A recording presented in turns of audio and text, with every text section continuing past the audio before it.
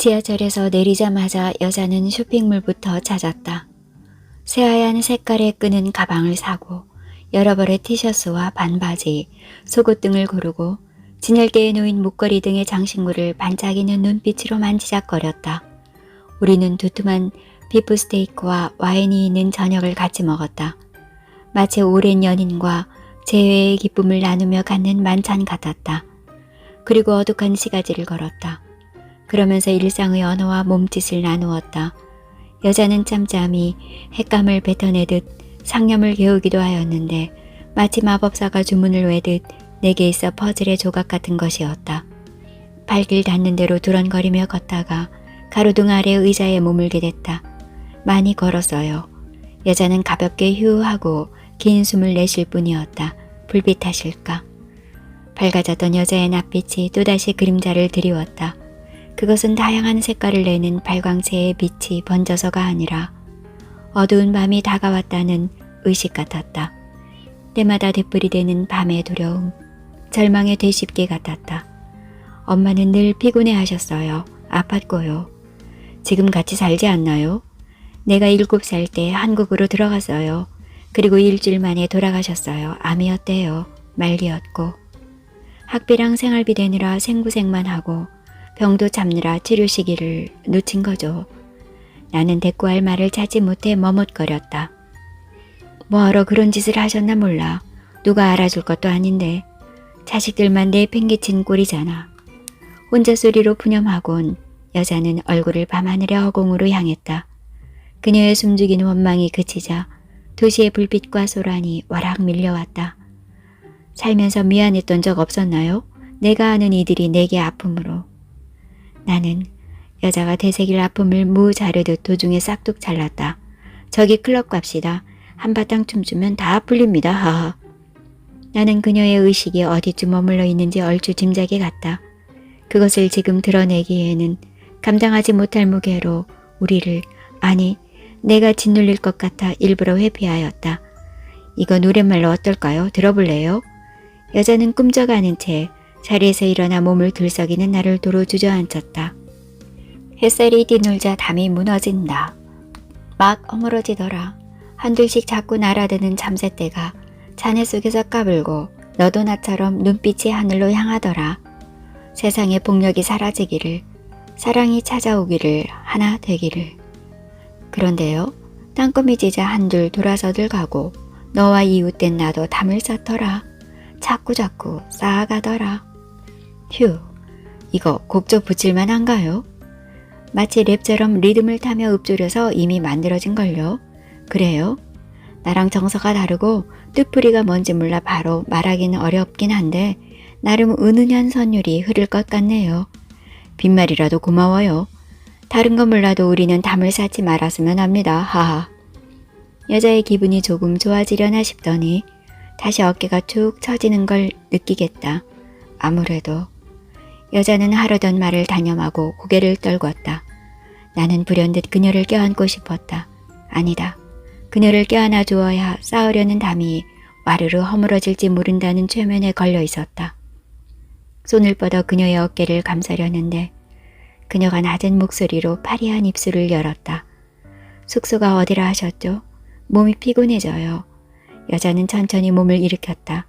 따라 일어서는 나를 물끄러미 바라보고 있다. 그게 쑥스러워 공연히 헛기침이 났다. 그래요? 그럼 숙소로 가서. 저는 저기 묵어요. 여자는 손을 들어 도로 건너편의 한 호텔을 가리켰다. 거기도 가셔서 푹 쉬세요. 네? 아, 그럴까요? 그렇담 저기 내일은 어떻게 할까요? 내일이요? 여자는 내일에 대해 아무 생각이 없는 듯 했다. 자칫 만남을 취소할까봐 나는 서둘러 시간을 들먹였다. 아침 8시쯤 찾아뵐까요? 아니, 9시가 좋을까? 8시 식당에 있을게요. 여자는 말을 끝내고도 잠시 그대로 서 있다가 천천히 가방을 끌고 걸어갔다. 두근거렸던 만남이 급작스럽고도 싱겁게 끝매듭이 지어진 것 같아 나는 마음 한편이 씁쓸해져 쓸데없이 주절거렸다. 저리 눈꽃처럼 아리따운 하얀색은 내게 너무 부담스러워 눈이 부실 수밖에. 여자가 도로를 가로질러 호텔 안으로 사라질 때까지 나는 묵묵히 바라보았다. 그러다가 정신이 번쩍 들었다. 나까지 왜 이러지? 오늘 첫 만남에 이 정도의 데이트면 마음껏 괴성을 질러도 되지 않을까? 이 여자와 기어이 맞닥뜨렸다는 사실만으로도 정녕 호박이 넝굴지에 굴러들어온 거라 봐야 하지 않을까? 나는 잠을 이루지 못했다. 아무 문제가 없는 걸까? 이애미. 왠지 모를 숙제를 잔뜩 짊어진 듯한 불안정한 정서의 그녀가 어떤 궤도를 그릴지 내게 미칠 영향이 어떠할지 못내 궁금하였다. 바보처럼 결혼까지 곰곰이 짚어보는 것이었다. 3장. 사랑한다는 것. 남자가 나를 찾아왔다. 검정 원피스가 아니라서 어쩌죠? 미풍이 한댕거리는 경새처럼 무심결에 소리를 내고는 움찔 놀랐다. 어제 그가 들려준 노랫말 속의 여인이 언뜻 떠오른 것이다. 마치 연설을 읽는 듯한 부드러운 말씨로 남자의 귓가에다 소근거린 꼴이다. 깃털같이 가벼운 여자의 겉모당이 유리창에 희끗거렸다. 나는 기분이 머쓱해져 옷차림을 힐끗 살폈다. 어제 산 귀걸이와 목걸이를 착용한 이것이 이 남자에게 내 속마음을 발갛게 드러낸 것 같기만 하고 이곳 날씨에 비해 원피스가 너무 하늘거려 쑥스러운 모양새로 비쳤다. 하지만 이제 어쩌랴. 어찌되었든 오늘 이 아침에 치장하길 잘했다며 제풀에 새치미를 떼었다. 남자는 아침밥을 먹으면서 나를 힐끔 훔쳐보았다.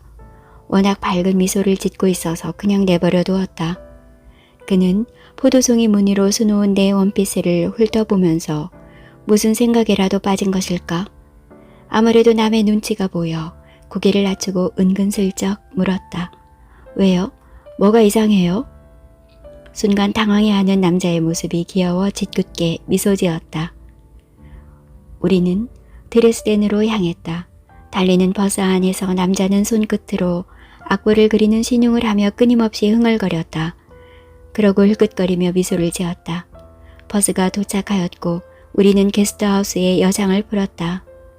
엘베 강변의 돌다리에서 사진을 찍고 군것질을 하고 강변 너머에 있는 성곽을 바라보았다. 난간에 같이 기댔다는 핑계로 남자가 은근슬쩍 나를 안으며 무심결인가 또 흥얼거리기에 물었다. 혹시 악상이라도 떠올랐나요? 그는 얘기 중에 포도송이를 들먹이다가 얼버무렸다.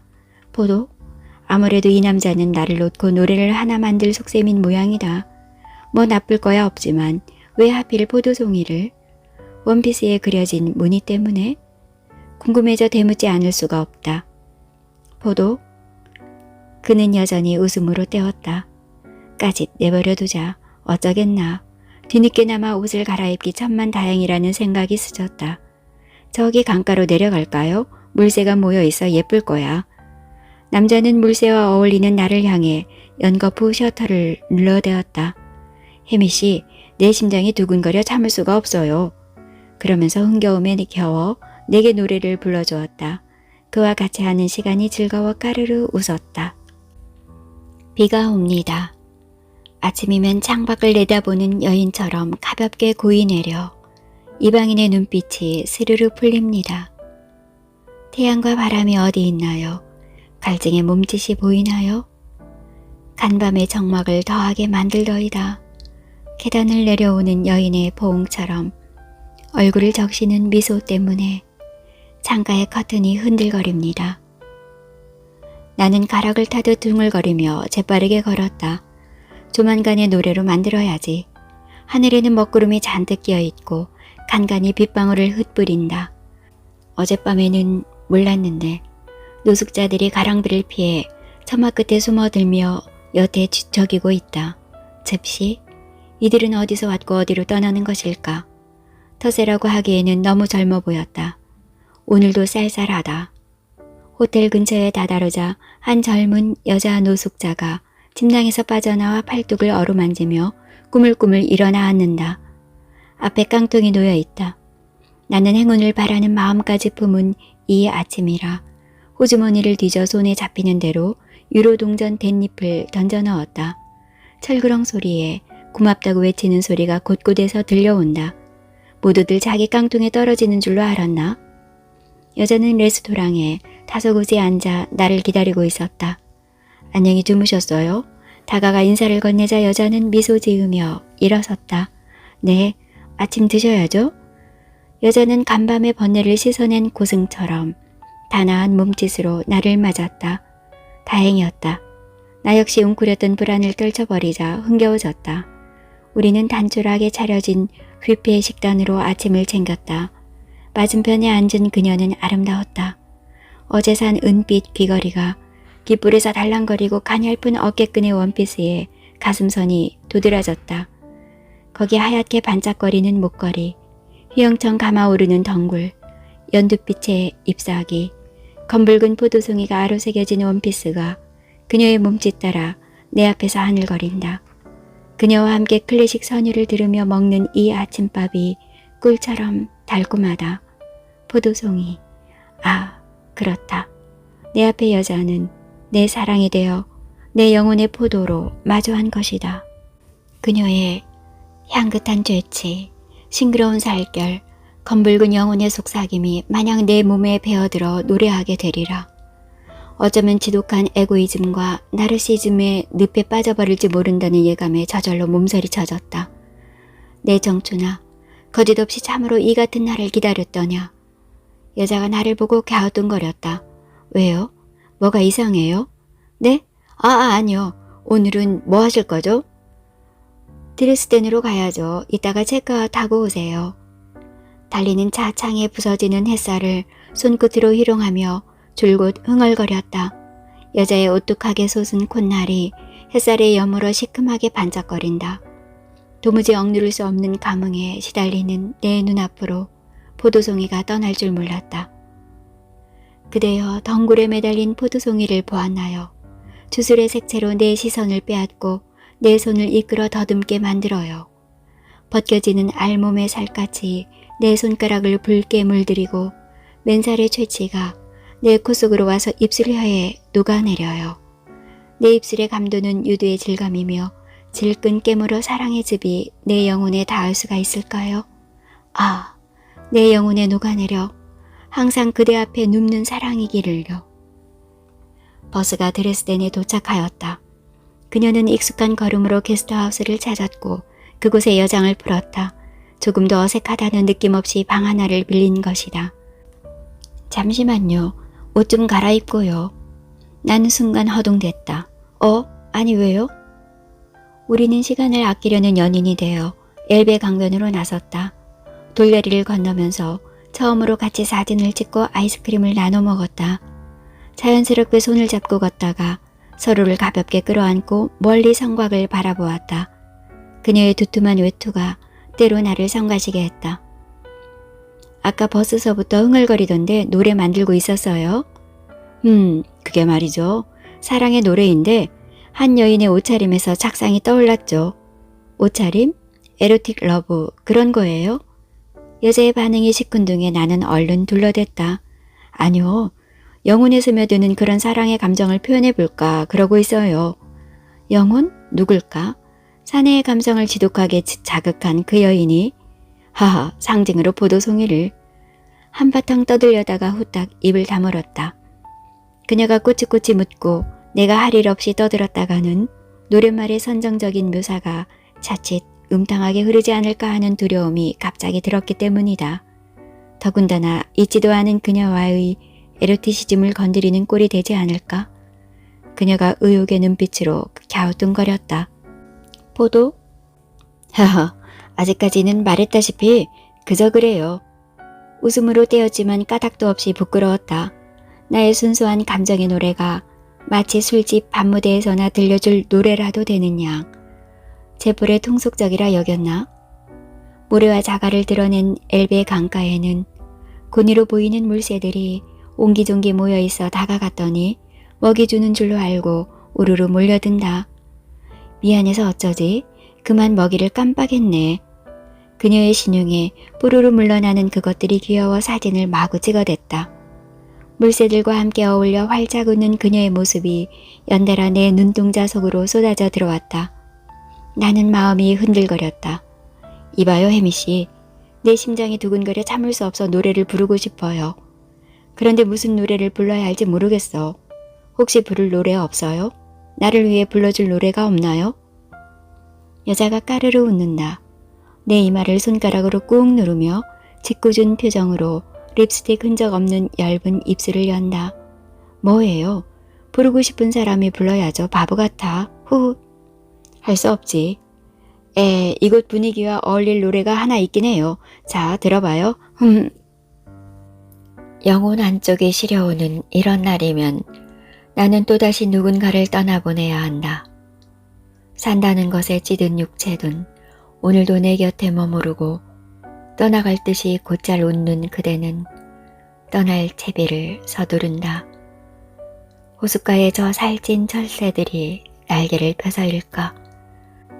삭봉이 사뭇 피어난 꽃잎 속으로 숨어든다. 여자는 잠자코 듣더니 노래가 끝나자 궁금한 표정을 지어 보인다. 이 노래도 거기서 만든 거예요? 이건 우리 멤버들이랑 머리를 맞대서 만들었어요. 가사가 좀 그렇죠? 이처럼 노랫말들이 죄다 까다로워도 괜찮아요? 대체로 단순하던데. 문제없어요. 밴드의 이미지업도 필요하니까. 그렇더라도 우리라고 흥행을 아예 무시할 순 없으니까 뭐 단순한 노래도 많이 만들어요. 노랫말이 정말로 내 마음에 들어요. 잊었던 존재랄까? 영혼의 감각이랄까? 떠나보낸다는 것은 감각의 상실을 알아차렸다는 거니까 그것의 허전함, 허탈을 노래한 것일 테죠. 글쎄요. 나는 말문이 막혔다. 그걸 생각하고 만들었던가? 길게 늘어선 가로등마다 노란빛의 안개를 허공에 뿌리고 있다. 우리는 강변을 따라 병풍처럼 펼쳐진 궁전의 성벽 아래를 걷고 있었다. 거기 한 걸음씩 내딛는 내 발끝으로 노란 흔적을 묻히며 이슬방울이 밟힌다. 터질까? 슬쩍 밟으면 내 발길이 부드럽게 미끄러져 춤 사이에 한 판을 펼치기에 딱 좋을 것 같다. 조금씩 옷깃에 스미는 쓸쓸한 안개비의 정치에 내 오랜 기억들이 되살아날 것만 같은 이 밤이다.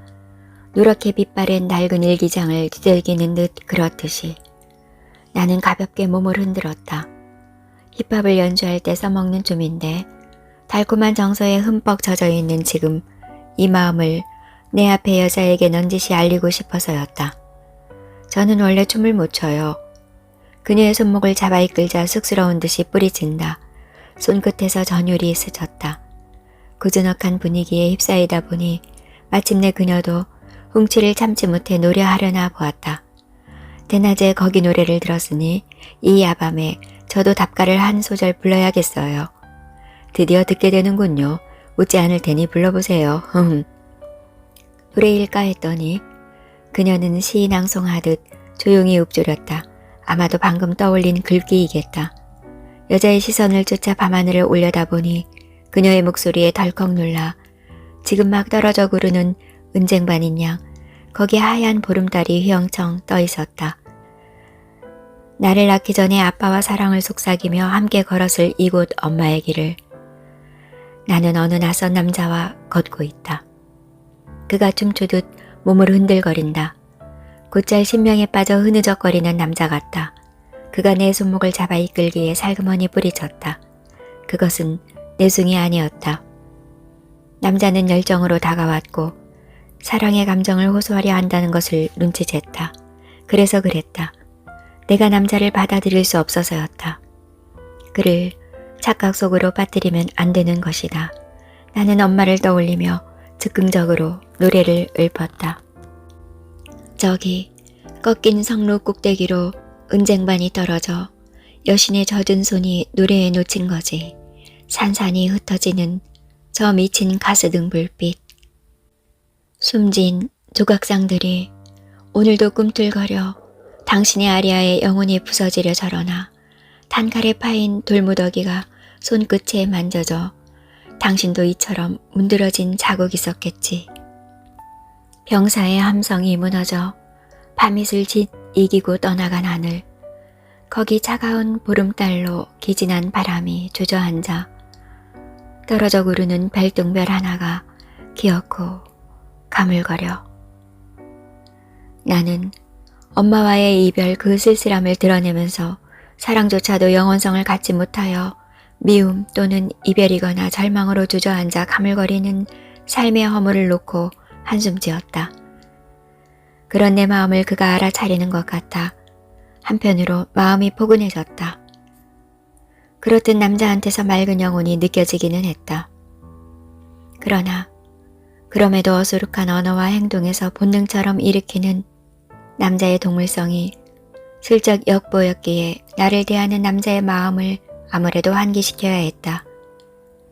앞으로 같은 방에서 자고 여러 날을 같이 여행해야 하는 여자의 입장에서 더욱 그러했다.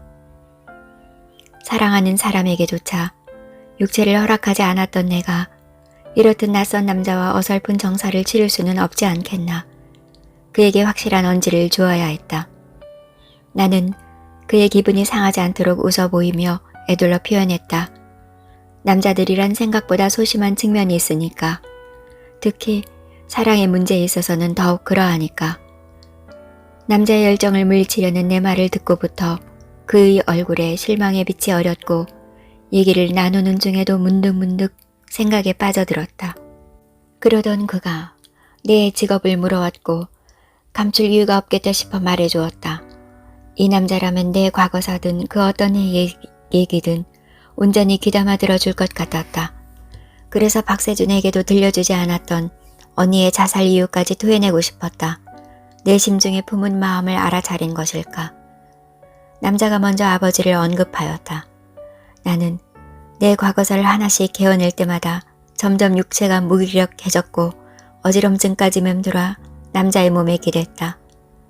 오해하더라도 별 수 없었다. 이 상황에서 최선의 방법은 한시라도 숙소로 돌아가서 쉬는 것이다. 혜미씨, 지금껏 얘기가 뭐죠? 독일은 왜 온 거죠?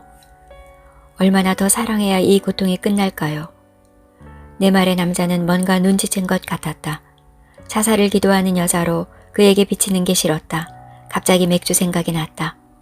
어머, 가게, 서둘러요. 가게는 왜요? 맥주 사야죠. 아무렴 첫날 밤인데. 첫날 밤이요? 그가 괴성 비슷한 소리를 질렀다. 뿔뿔이 조각나버린 감정의 굴곡을 구슬 꿰듯 더듬고 있는 것일까? 여자가 신앙송을 끝내고서 말없이 걷다가 더듬더듬 내게 묻는다. 우리는 지금 같이 하면서도 이별의 노래, 혼자 된 자기를 향하는 노래를 부르고 있어요. 참 우습죠? 바람까지 쌀쌀하게 불어 그녀는 다시금 겉옷을 여몄다. 가요라는 게 되게 그렇잖아요. 사랑을 노래해도 거기엔 늘 이별이 변주곡처럼 따르고 있죠.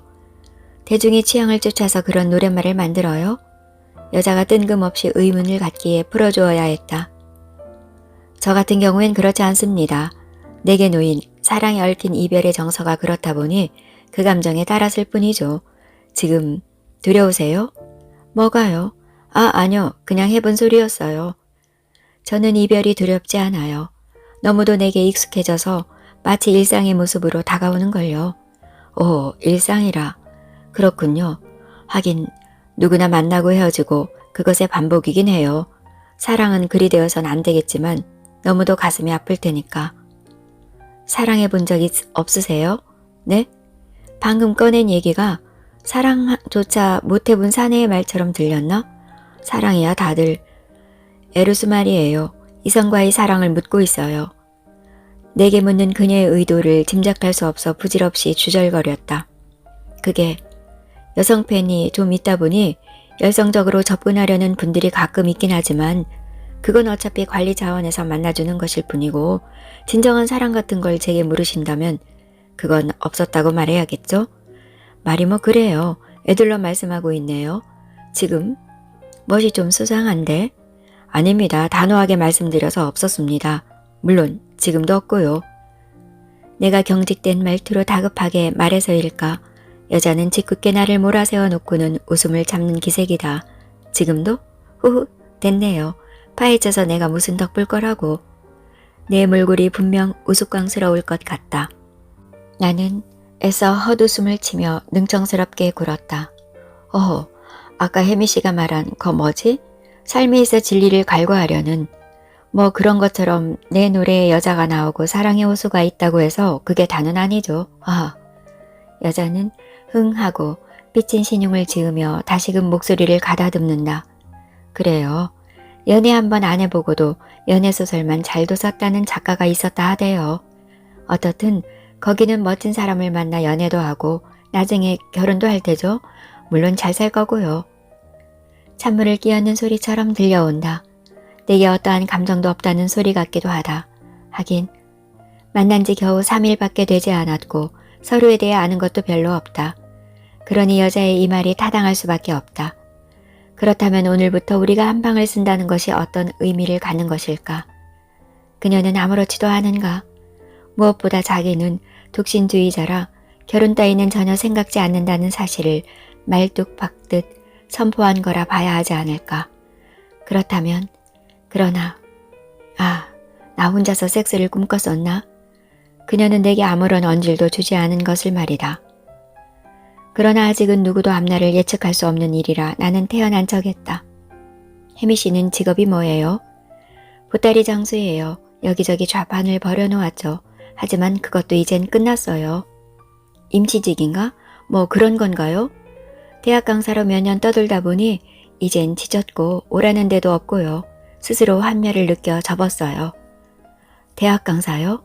와우, 내가 그토록 부러워했던 공부벌레라는 존재가 바로 지금 내 앞에 와 있고 그 존재와 보란듯이 데이트를 즐기고 있다는 사실이 좀처럼 실감이 나지 않았다.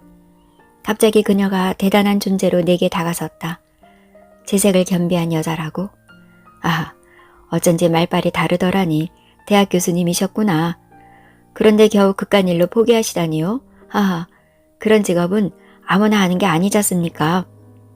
나는 격려도 할 겸 그녀를 부추겼다. 그러나 그녀는 석조 난간에 기대어 엘베 강물에 일렁이는 불빛을 바라볼 뿐이었다. 문득 저 불빛의 그림자들이 들판에 아무렇게나 피는 노란 민들레꽃을 닮았다는 생각이 들었다. 우울한 여자의 허무한 몸짓이 그러해서 피어났었더냐. 아무래도 여자의 복잡한 심경을 이제껏 놓친 것만 같아 말을 얼버무렸다. 그러니까 제 말은 살다 보면 힘들다가도 좋은 날이 찾아오곤 하더라고요. 물론 제가 비록 얼마 살지는 않았지만 내 인생도 굴곡이 참 많았습니다. 한창 꽃 피워야 할 청춘인데도 심신이 배고파 시름에 겨울 때가 많았으니까요. 이쯤이면 일부러라도 미소 지어 보일 만도 한데 여자는 마치 뜸들이듯 나를 빤히 바라보기만 하였다. 더 밀어붙여야 했다. 혜미 씨의 지금 심정 알고도 남아요. 그래도 우린 청춘이잖아요. 청춘.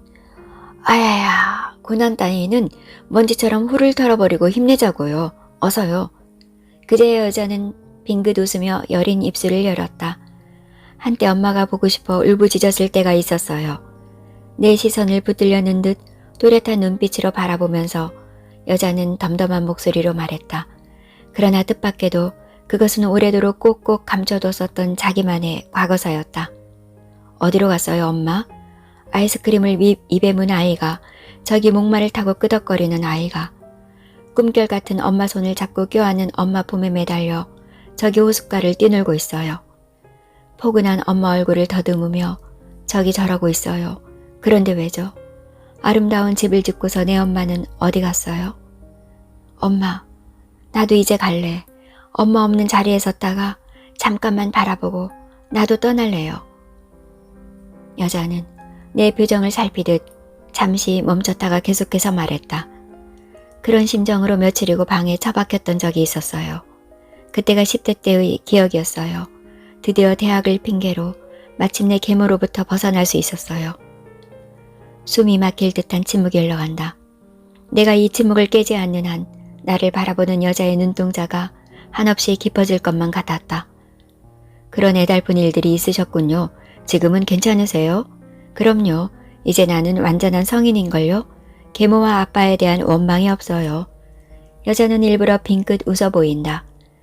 엄마에 대한 그리움도 이젠 식었어요. 마치 벽에 걸린 초상화 정도로만 내 추억에 남아있는걸요. 아까 그 노랫말은 엄마를 떠올려 읊조렸었는데 예전에 요 어디 성곽에서 엄마가 아빠랑 같이 찍은 옛날 사진을 봤었어요. 우리처럼 이곳을 거닐었겠죠. 그랬어요. 네, 그랬군요. 나는 머쓱하게 대꾸하였다. 그때 엄마 나이가 지금 내 나이쯤 되었죠. 그랬어요. 그 말에 갑자기 여자의 나이가 궁금해졌다. 그동안 막연하게 내 또래려니 했는데 급히 손꼽아 봐도 분명 영상이겠다. 얼마 차이일까? 그러나 지금은 물어볼 수 없다. 그녀의 회상에 찬물을 끼얹기가 좀 그렇다. 아버지가 이곳에 유학을 오신 거죠? 조심스레 아버지 얘기를 꺼내자 그제야 여자는 내 눈동자를 들여다보던 눈길을 풀고 바깥으로 향한다. 여자의 걸음 따라 나도 발길을 옮겼다. 함부르크 대학에서 신학을 공부하셨어요. 그럼 한국에서는 지금? 목사예요. 소도실에도 꽤 큰 교회죠. 목사라는 얘기에 할 말을 잃었다. 그러한데 뭐가 문제였던 것일까? 단순히 계모와 살았다는 이유만으로? 거긴 종교가 뭐예요? 딴 생각에 그녀의 물음을 놓쳤다. 여자가 내 허리를 감싸는 바람에 움찔하여 얼른 답하였다. 우린 그냥 삽니다. 종교가 없어요. 그냥 산다는 말이 우스워요. 무종교가 어때서? 그렇죠? 나는 다소 마음이 놓였다. 쓸데없이 말이 많아졌다. 우린 종교가 없긴 해도 가족 간에 오순도순 행복하게 서로 사랑하며 살고 있어요. 남부럽지 않아요. 거기는 사랑이 무엇이라고 생각하세요? 사랑요? 네, 사랑. 흔하게 써먹는 말인데도 여자가 물으니 말문이 쉽게 열리지 않는다. 그녀의 질문은 사소한 것이라 해도 나를 늘 당황하게 만들고 있다. 사랑, 그건 존재 이유이고 존재 자체죠. 그러니까 인간의 삶 중에서 사랑 말고는 절대적 가치를 지닌 정신이 없는 것 같아요. 죄다 상대적이고 파괴적인 것들 뿐이죠. 갑자기 얘기가 어려워졌어요. 예를 들자면 따로 설명하지 않아도 가족 간에 갖는 정서가 어떤 것인지 다들 알고 있지 않습니까? 그게 사랑의 기본이자 궁극이 아닐까요? 여자는 잠시 빤히 바라보기만 하였다. 그러다가 방금 알아차린 듯한 표정으로 재빠르게 말했다. 그래요. 바로 그거예요. 가족끼리 사랑하는 거, 같이 호흡한다는 것. 신음처럼 내지르는 그녀의 말에 더 이상 궁금증을 묻어둘 수 없었다. 그런데 아버지가 목사 일을 하시는데 계모와 불화라는 것도 그렇고 혜미 씨가 그렇게나 힘들게 소녀 시절을 보냈다는 것도 그렇고 정말로 믿기지 않습니다. 그렇죠? 여자는 등을 감싸고 있는 내 팔에서 빠져나가며 느릿하게 말을 이었다. 그렇듯 저도 그래요. 그렇지만 교회, 목사 아빠 이런 것들이 더욱 나를 힘들게 만든 건지도 몰라요. 아니 틀림없어. 언니의 죽음은 그에 비하면 아무것도 아니야. 여자의 파리한 입술에서 생각지도 못한 옛 이야기들이 줄줄 엮여나온다. 언니의 죽음? 갈수록 심각해지는 그녀의 가족사에 아찔한 현기증을 느꼈다. 그래서 그렇게나 길바닥에 퍼져 앉아 있었다고? 평생을 그런 몸짓으로 나부댔다고? 도무지 이해할 수 없는 얘기다. 대체 이게 무엇일까? 얼마나 더 사랑해야 이 고통이 끝날까요? 갑자기 번쩍하고 번개처럼 생각이 스쳤다. 자살. 그녀는 자살을 꿈꾸면서 이곳으로 날아온 게 아닐까? 나는 여자의 표정을 들여다보며 이 찰나의 생각에 침을 꿀떡 삼켰다. 어머, 왜 그래요? 내가 방금 떠올린 생각을 알아챈 것일까? 마치 사그라지는 장작불에 꽃불을 지피려는 듯 일순간 여자의 몸짓이 바람을 일으킨다. 참, 이럴 때가 아니다. 여자가 불쑥 내 손을 잡아 끌고 돌층계를 내려간다. 서둘러야 해요. 가게 닫을라 밤이 짧아. 나는 물으려던 의문을 집어치웠다. 그녀 말대로 딴 생각하기에는 밤이 너무도 짧다. 그런데 가게는 왜요? 맥주 사야죠. 맥주요? 명색이 첫날 밤인데 검대 없이 되겠어요? 첫날 밤이요? 우리는 트램에서 뛰어내렸다. 다친다. 끝마치려는 가게 문을 박차고 들어갔다. 야식으로 먹게 저기 빵이랑 골라봐요. 그러면서 그녀는 맥주 깡통을 주섬주섬 거두대다 주워 담는다. 씻고 나서 그러고 먹을까요? 여자는 하얀 가방을 끌고 구석으로 가더니 문짝을 열고 들어간다. 붙박이장인가 했더니 침대가 놓인 또 다른 방이었다. 일찍언이 백일몽에서 깨나는 게 좋겠지. 헐렁하게 걸친 티셔츠와 반바지로 갈아입은 여자가 세면도구를 챙겨 들고 나온다. 침대가 이거 하나일 거라 생각한 건 아니죠? 속절없이 툭 던지며 욕실로 들어가기에 나도 한마디를 툭 던졌다. 그럴 리가요. 설마 아니 내가 김새 쓸 거라 착각하는 건 아니겠죠? 나는 배낭을 풀어 조그마한 커피포트를 꺼냈다. 여차하면 생수를 들이붓고 컵라면을 끓일 참이다. 그녀가 씻을 동안에 맥주 깡통과 한국에서 가져온 통조림들 이것저것의 먹거리를 식탁에다 그럴싸하게 펼쳐놓았다. 여자는 생각보다 일찍 씻고 나오면서 말대꾸를 잊지 않았다. 다행이에요. 이곳 사람들이 가끔 그러듯 우리도 그래요. 뭐냐? 여행 파트너로 여기 와 있다는 사실이죠. 오, 벌써 상을 차렸네. 훗, 살림꾼이야. 이쯤이야 뭐. 지금도 자취하는걸요. 그러면서 소파에 파묻히려 했다가 그녀로부터 한 소리를 들었다. 뭐해요? 얼른 가서 씻으세요. 우리는 맥주 깡통을 부딪히며 외쳤다. 자, 우리의 멋진 여행을 위하여. 맥주의 쌉싸름한 맛이 목젖을 적신다. 여자는 목말랐다는 듯이 단숨에 벌컥벌컥 들이켰다. 술을 잘 드시네요. 피식 웃는 여자의 표정에 마음이 놓였다. 이 정도쯤이야 가소롭죠. 주량이 말술이에요. 맥주를 쓸어 담을 때 알아봤습니다. 하하. 차라리 말술이 낫다. 술 한잔 먹고 펑펑 우는 여자 때문에 즐겁한 적이 여럿 있지 않았던가. 그런데 여자가 술 마시다 말고 벌떡 일어나더니 자유방에 들어갔다가 뭔가를 들고 나온다. 이리 와봐요. 술 취하기 전에 이것부터 해결해요. 여자는 여러 겹으로 접힌 유럽 지도를 바닥에다 펼쳤다.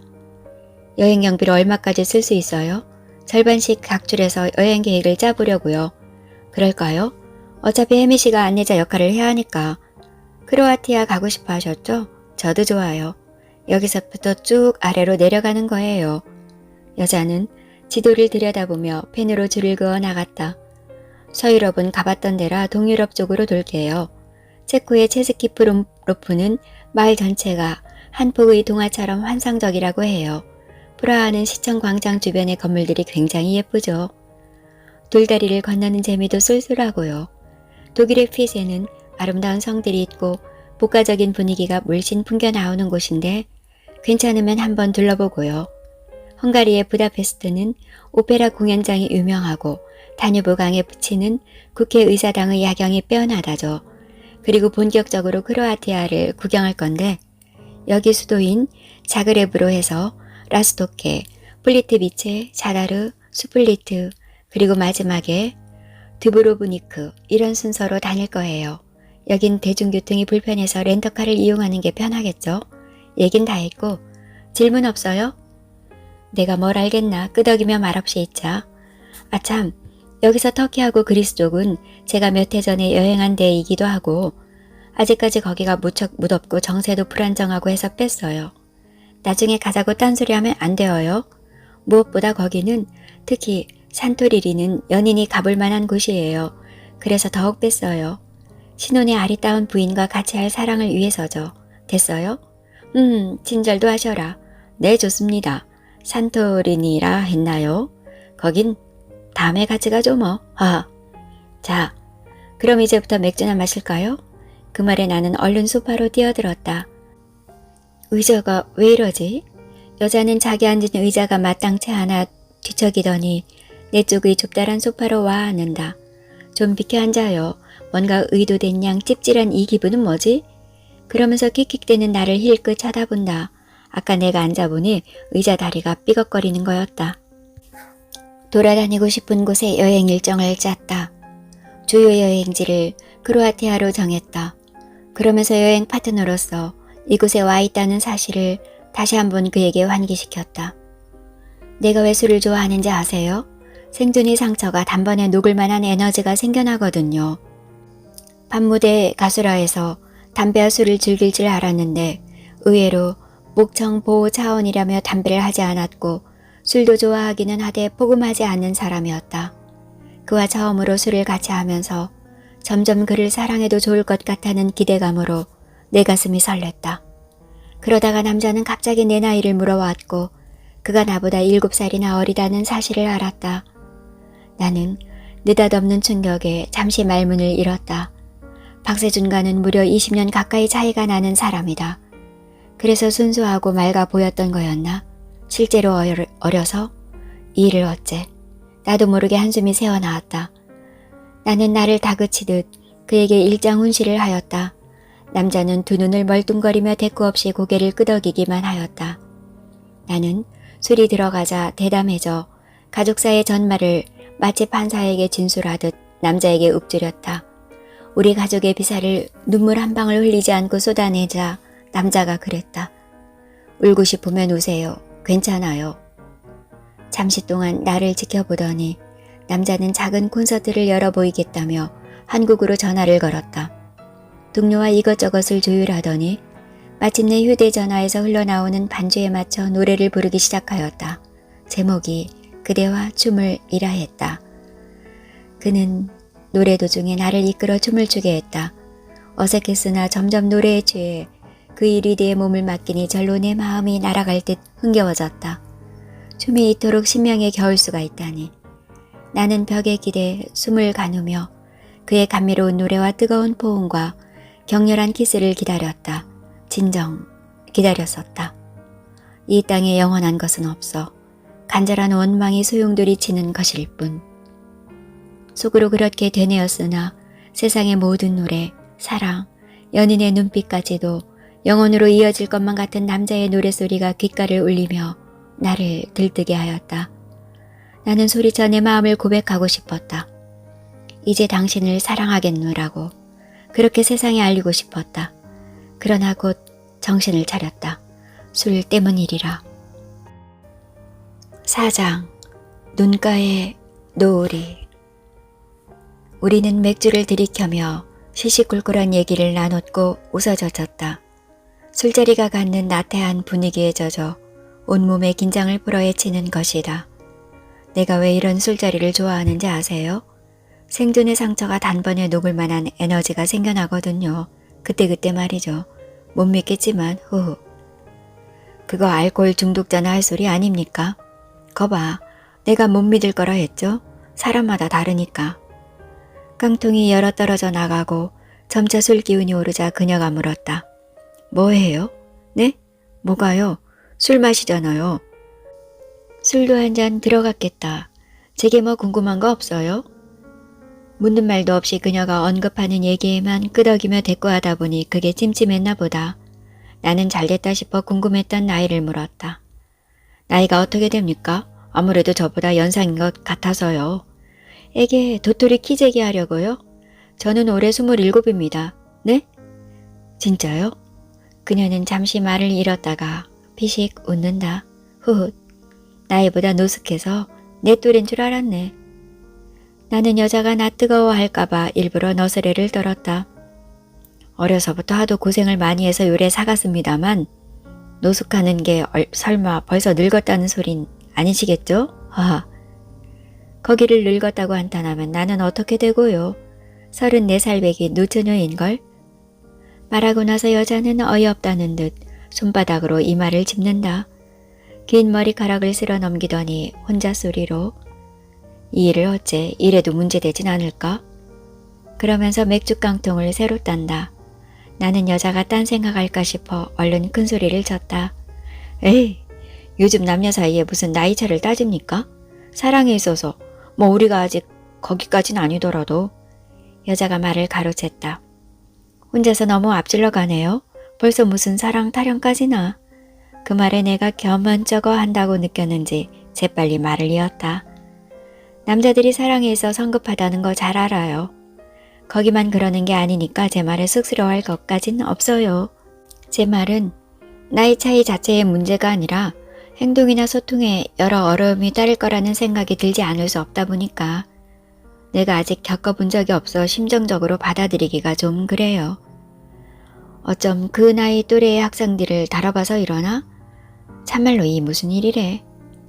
나는 겨우 이깟 나이 따위로 이 여자와의 인연이 끊기는 걸 바라지 않는다. 유부녀부터 나이 어린 여학생까지 여럿의 여성 팬들과 부대껴 봤어도 아무 탈이 없었다. 그러한데 이번이라고 별 문제 있을까? 더군다나 처음으로 내가 진실한 사랑을 하겠다는데. 여자는 술이 한 잔 들어가서 그런지 말수가 많아졌다. 그럴수록 나는 자질구레한 생각에 빠져들며 말이 줄어들었고 이것이 갑갑한 듯 여자가 나서서 물었다. 그런데 겨우 나이예요? 그렇게 물어볼 말이 없었어요? 이를테면 언니는 왜 죽었죠? 언제요? 어찌해서 그리 어린 나이에 자살하려고 맘먹었던 거죠? 뭐 그런 질문들이 있지 않나요? 사실 궁금하긴 했다. 그러나 걱정이 앞섰다. 남의 일이라도 즉각 내게 영향을 미칠 게 뻔했다. 긁어부스럼을 만든다고나 할까. 괜히 잠자는 사자의 코털을 건드리고 싶지가 않았다. 그러한데 그녀가 제 발로 그 이빨을 드러내겠다고 하니 몸이 절로 움찔거려졌다. 여자의 우울. 절망으로 뒤덮인 그녀의 그늘이 필시 언니의 죽음 때문일 거라는 생각이 들었는데 그 죽음조차 자살이었다니 이보다 더한 충격이 어디 있겠는가. 나는 두 눈을 질끈 감고 여자의 이야기를 듣기로 했다. 이제는 내가 재촉했다. 그래요. 사실 무지 궁금했습니다. 때로 화딱지가 날 정도로요. 이왕 말 나왔으니 속이 후련해지도록 죄다 말씀해 보시라고요. 어렸다는 언니가 왜 자살하게 된 거죠? 어서 말씀해 보세요. 내가 일부러 서두른다는 걸 알고 여자가 큰 소리로 웃는다. 깔깔깔. 만나고 처음 듣는 호탕한 웃음소리다. 억눌렀던 어떤 감정이 한꺼번에 몸 밖으로 쏟아져 나오는 듯한 그런 기운이 느껴졌다. 여자는 자기 감정을 추스를 겨를도 없이 웃음기 머금은 목소리로 과거를 끄집어내었다. 엄마는 병실에서 죽음을 앞두고 3살 위인 언니와 7살짜리 저를 붙든 채 소리 죽여 우셨죠. 그때 이렇게 말씀하셨어요. 엄마는 이제 하늘나라로 간다. 거기 가면 또 다른 세상, 아름다운 나라에서 행복하게 살 수가 있단다. 늘 가슴에 품었던 주님도 뵐 수 있고 말이야. 그런데 있지. 이토록 곱고 어린 너희들을 두고 가려니 마음이 아프다. 엄마 없어도 잘 자라날 테지만 쑥쑥 커갈 너희를 지켜보지 못하니 그게 서럽다. 언니가 훌쩍거리자 엄마가 그러셨죠. 이 엄마를 용서해라. 너희들을 두고 떠나서 마음이 정말 아프다. 나는 울지 않았죠. 속으로 슬펐던 것 같은데 눈물이 나지 않았어요. 그렇게 엄마가 떠나고 그 후로 언니는 나를 끔찍이도 챙겼죠. 마치 엄마 몫을 다하겠다는 듯이 말이죠. 휴 하고 나도 모르게 한숨이 새어나왔다. 여자는 어느덧 웃음기 사라진 얼굴로 멍하니 나를 바라보았다. 속에서 아픔이 빠져나오는 모양이었다. 남 얘기인데도 이처럼 아파지니 그녀는 오죽할까. 여자는 흐트러진 마음을 가누려는 듯 소파에서 일어나 방 안을 서성댔다. 그러다가 차분하게 말을 이었다. 엄마가 죽고 아빠는 바로 새 장가를 들었어요. 마치 외로움에 겨워 주저앉을 때 찾아들 신의 소리를 두려워하듯이 말이죠. 기다렸다는 듯이. 그것도 한참 어린 처녀를 데리고 와서는 앞으로 너희들의 엄마가 될 뿐이다. 인사해라. 그러는데 정말 무서웠어요. 어떻게 저 여자가 우리 엄마가 될 수 있지?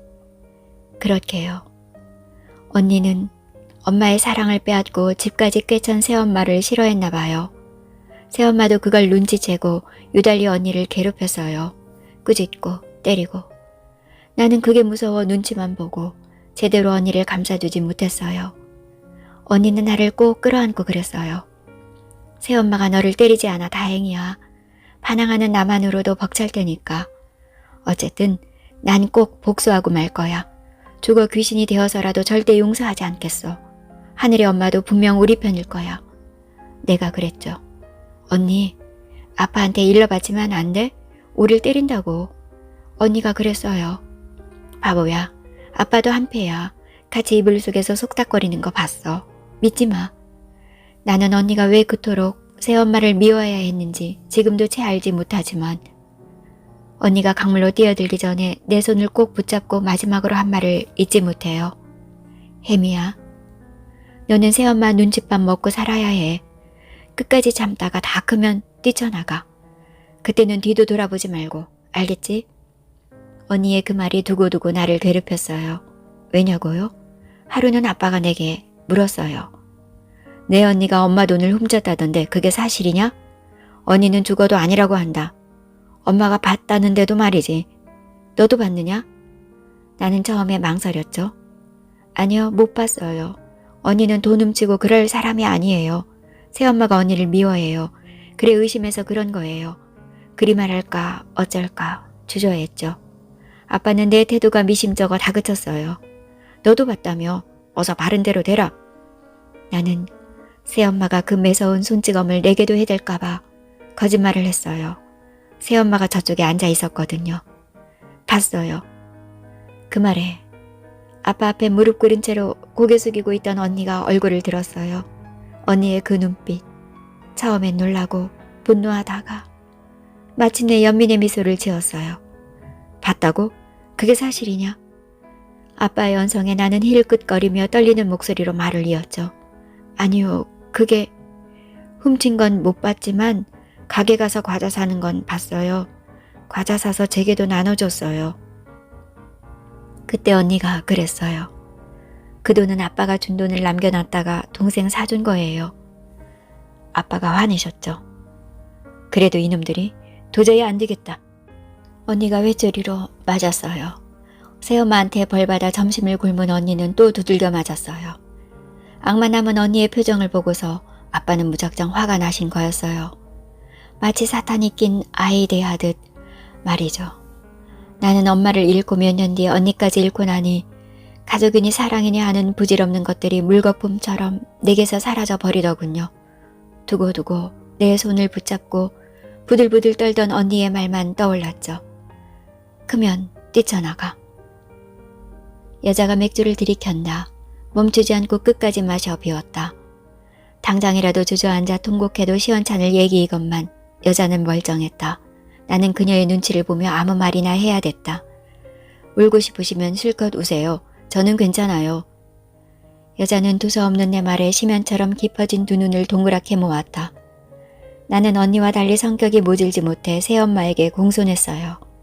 그러니 맞을 일도 그다지 없었고요.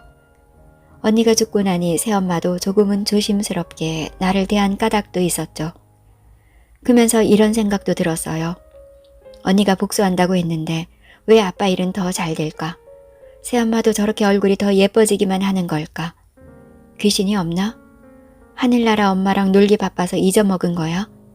그러다가 새엄마가 아빠랑 수근거리는 소리를 들었죠. 아이가 왜 이젠 안 들어서지? 앞서 유산된 적 있어? 그러나? 나는 그 소리에 놀랐죠. 언니 짓일까? 복수로? 지금 생각하면 어처구니가 없지만 그땐 그렇게라도 믿고 싶었어요. 언니의 흔적을 찾고 싶었어요. 언니가 힘들 때 내가 도와주지 못해서 미안했어. 나만 편하자고 언니가 야단 맞을 때 나는 몰래 숨기만 했어. 언니랑 힘을 합쳐 싸웠어야 했는데 미안해. 정말 미안해. 그러니까 중학교 입학을 앞둔 어느 날 저녁에 언니는 강물로 뛰어들었어요. 그날은 무척 추웠어요. 강물도 하늘도 빨갛게 석양에 불타고 있었어요. 아빠가 개척교회를 연 지 얼마 되지 않았을 텐데 사람들이 그랬어요. 사고로 죽었다고. 하나님의 어떤 뜻이 있을 거라고. 여자는 할 말을 다 했는지 소파로 돌아와 안주 없이 맥주만을 마셔댔다.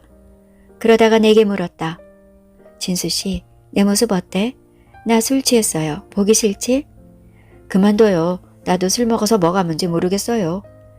나는 술김에 알 수 없는 분노가 일어 다짜고짜 그녀에게 물었다. 도대체 뭡니까? 그래서 그 어릴 적 기억 때문에 여태껏 힘들게 사는 건가요? 그걸 견디다 못해 때로 죽음까지도 각오하는 건가요? 내 말에 여자가 벌떡 일어나 언성을 높인다. 자칫 감정이 터질지도 모르겠다. 힘들게 살고 말고가 내 맘대로 되는 일이에요? 일부러 자학하고 일부러 인생을 탕진하면서 일부러 죽으려는 사람이 어디 있겠어요. 생존 본능을 거스르는 일은 아무나 할 수 있는 게 아니더라고요. 솔직히 나도 여러 번 시도를 해봤지만 쉽게 되지 않아요. 갑자기 그녀의 목소리가 한풀 꺾이더니 금세 불죽은 모습으로 주저앉는다. 이번에도 노래로 소리 하나로 겨우 그것 때문에 포기해버릴 정도로 유약한 의지라고 해야 할까? 그래, 나는 언니처럼 모질지가 못했어. 그때 언니 편에 섰어야 했어. 이대로 둬선 안 되겠다. 나는 이쯤에서 여자의 마음을 돌려놓고 싶었다. 즐거웠던 순간의 그 기분으로 돌아갈 가장 빠른 지름길은 노래일 것 같았다.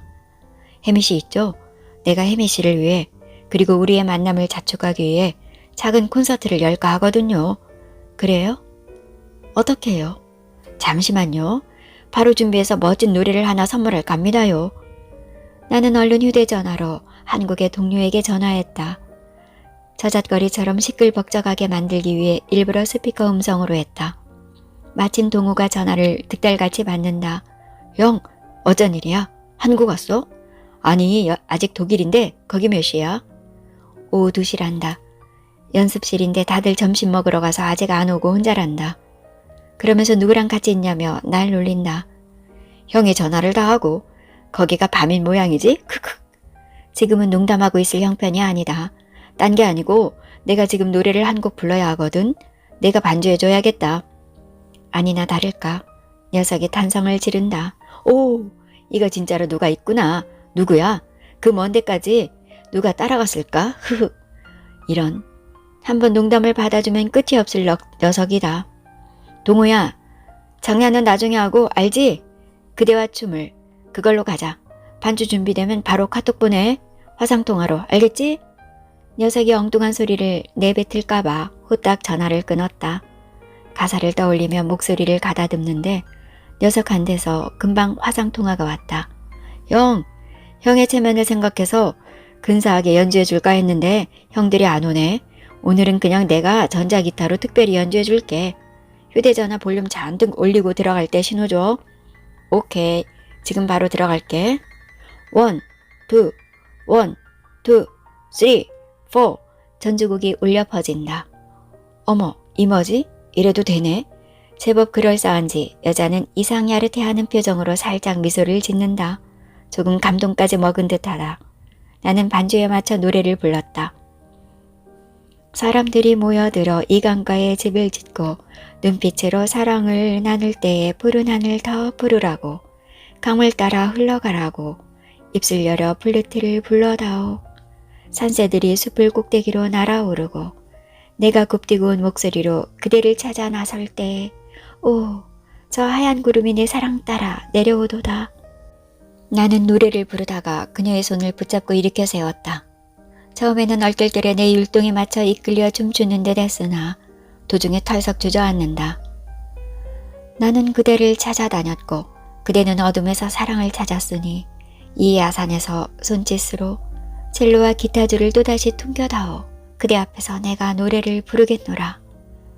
나는 계속해서 노래를 부르다가 또다시 그녀의 몸을 이끌어 같이 춤을 추었다. 나는 춤을 못 춰요. 뿌리치며 했던 말이 무색하게 그녀는 감각적인 춤을 추어 진정 나를 기쁘게 하였다. 그러나 뜨겁게 이어가지는 못하고 물러나 벽에 기댔다. 이제 내가 노래를 부르노라. 그대는 기쁨의 노래에 행복의 춤을 추고 있으오. 그대가 추는 춤에 악사가 반주하고 나도 어울려 가슴속 푹 장단치리니 저 송어가 뛰어올라 덩달아 손뼉치겠고 그러니 사랑하는 그대여. 그대의 어여쁜 춤과 어우러져 그대의 앞에서 영원토록 이내의 노래를 부르게 하여줘. 노래가 끝나자 여자의 들뜬 박수와 함께 휴대전화에서 환호가 터져 나온다. 야호. 언제 왔는지 동료들이 몰려와 휴대전화를 옮겨가며 얼굴을 들이댄다. 야, 어디냐? 잘해봐라. 노래 오늘이 최고였어. 형 알지? 무리하지 마. 얼핏 보니 엄청 미인이던데 어찌 된 거냐? 뒤죽박죽으로 외치는 민망한 소리를 그냥 놔둘 수가 없다. 왜들 이러시나? 끊는다. 영상서 보자. 불편한 소리들이 동료들로부터 쏟아질 것 같아 얼른 휴대전화를 꺼버렸다. 빨리 불을 꺼야겠다는 생각이 앞섰다. 애들이 원래 좀 이렇습니다. 머슴아들이란 게 없는 소리도 만들어내고 좀 많이 짓궂죠? 기분 나빴다면 이해하세요. 헤헤. 음악을 해서 그럴까? 유런하긴 해도 사람들이 가식이 없어 보여요. 동료들끼리 많이 친한가 봐요. 한솥밥 먹으니 식구죠. 네, 그렇겠어요. 참, 거기는 가족이 어떻게 되어요? 처음으로 가족관계를 물었다. 관심을. 이제 구체적으로 갖게 되었나?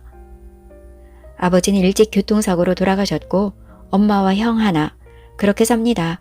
형은 빠듯한 회사원이고요. 네, 그래요. 참, 늦었네. 방금 꼬마 콘서트 고마워요.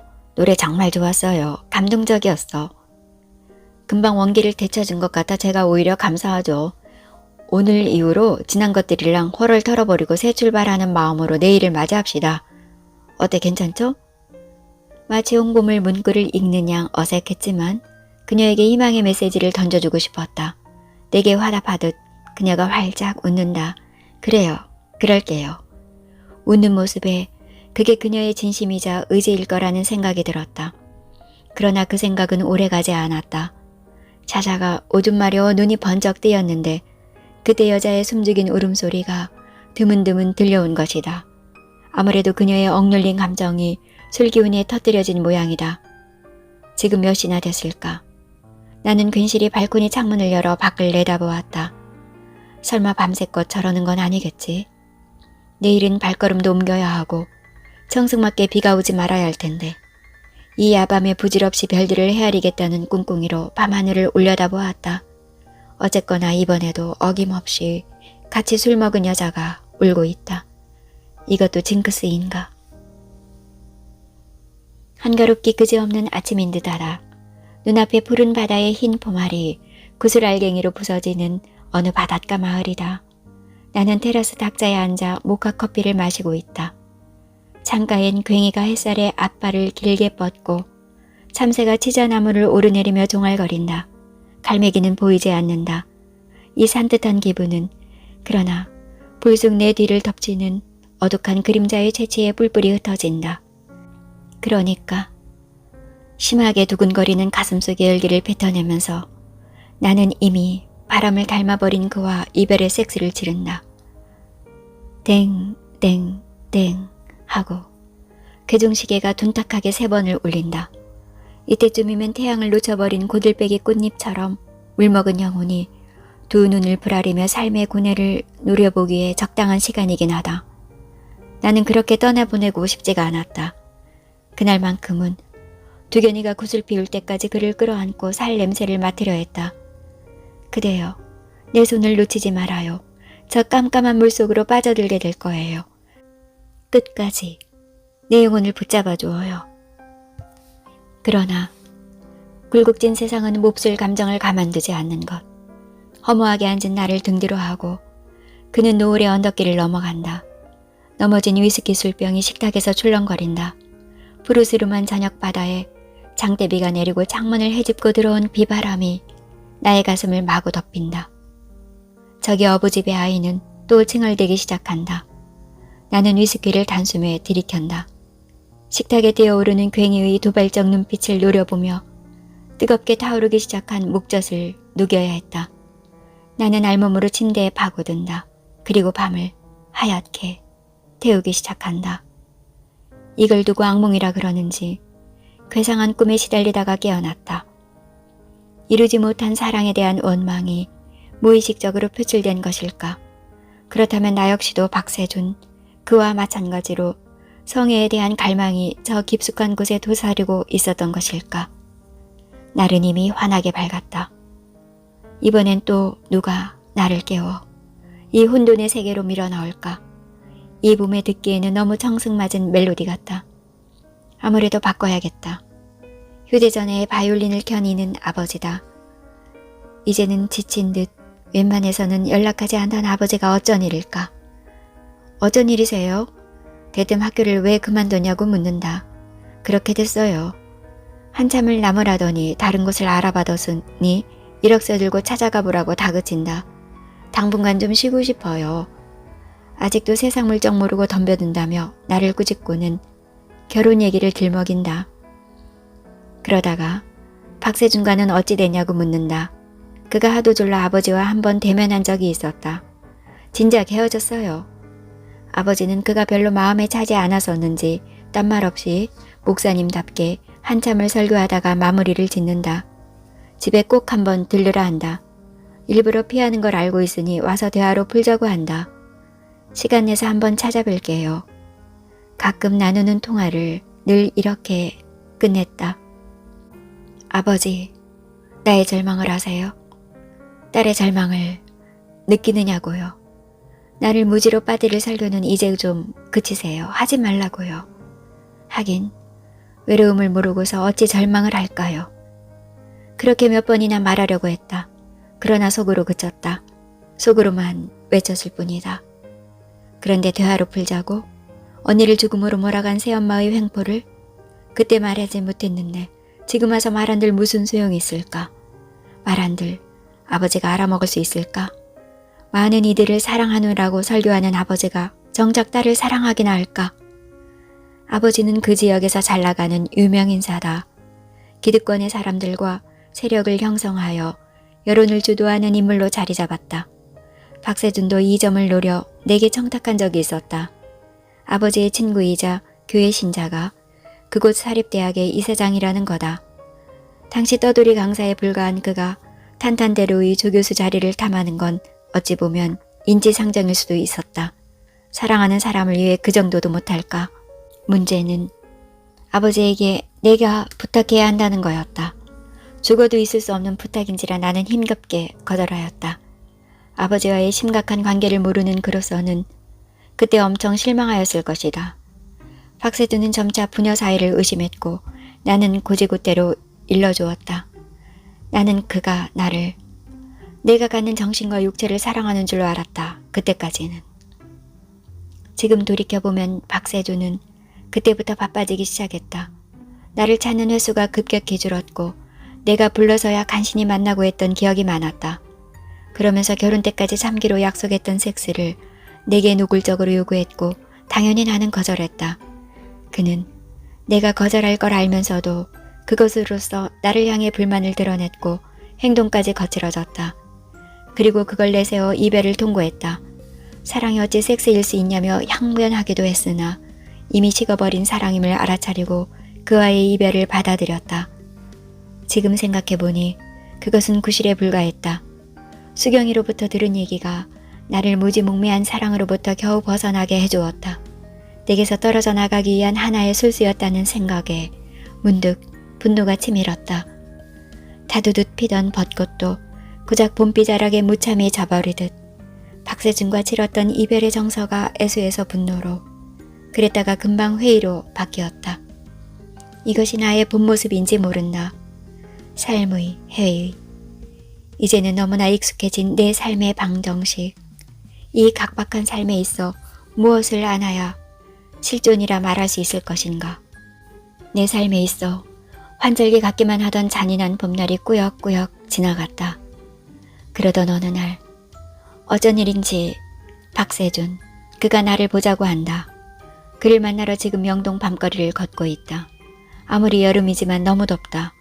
비조차 내리지 않는 불볕 더위로 숨이 턱턱 막힐 지경이다. 그는 운이 좋았던 걸까? 서울 외곽에 위치한 대학의 조교수로 있다. 하긴 실력이 모자란다고 할 수가 없다. 역사를 전공하고 인문학을 가르치는 그의 뛰어난 화술과 풍부한 지식에 감탄하곤 했으니까. 그와 약속한 근처에 다다르자 나는 속으로 약간 놀랐다. 이름만 듣고서는 몰랐었는데 찾고 보니 우리가 같은 대학의 강사로 만나 연애를 막 시작했을 때 가끔씩 만나던 술집이었다.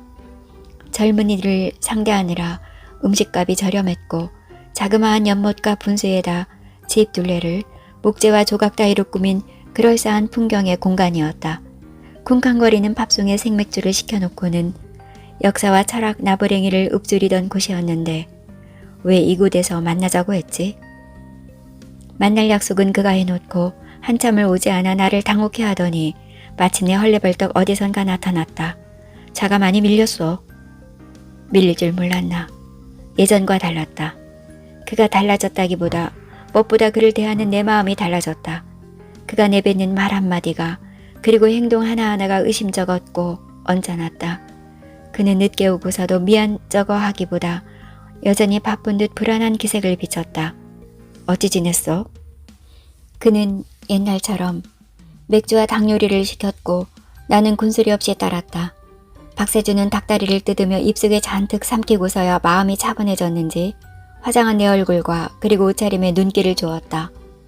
필시 이곳의 은은한 조명을 받아 내 얼굴의 윤곽이 더욱 뚜렷해지고 현란한 색조가 더해져 한층 신선한 여인으로 비칠 게다. 남자들은 낯설어 보이면 그렇게 먹혀든다고 하니까 더군다나 집에서 대충 가다듬던 머리까지 미용실에 가서 손보았었다.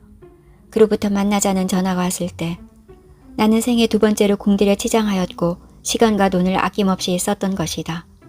그는 얘기 중에 얇은 블라우스 속으로 비치는 하얀 브라 쪽에 눈길을 던지곤 하였다. 거기에는 알맞게 풍만한 내 젖가슴이 굴짜기를 이루고 있다.